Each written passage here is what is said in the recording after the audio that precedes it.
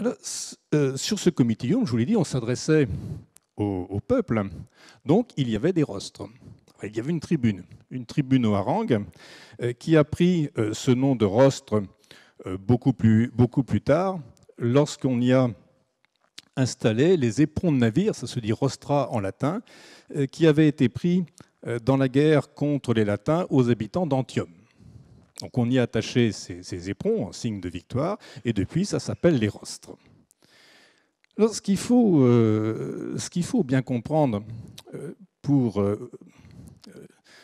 s'imaginer comment la forme du forum s'est constituée, c'est qu'au départ, les orateurs s'adressaient au public en regardant vers la curie, donc face au comitium, ce qui est logique.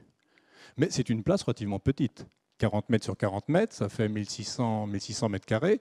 Quand il est devenu circulaire, ensuite, ça n'a pas changé grand-chose. On avait 42 mètres de diamètre. Donc 1600 mètres carrés, on va mettre maximum 3200 personnes, 2 personnes par mètre carré. C'est tout. Donc ce n'est pas suffisant pour l'assemblée complète du peuple romain quand c'est l'ensemble des citoyens qui vont être appelés à voter.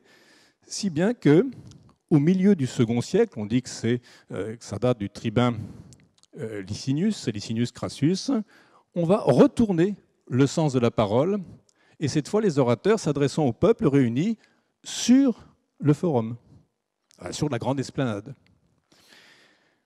Et pour finir, eh bien César va bouleverser complètement le secteur en déplaçant les rostres, avec toujours une orientation vers le secteur. Et là, on arrive à la forme à peu près définitive du forum, celui que vous allez visiter tout de suite.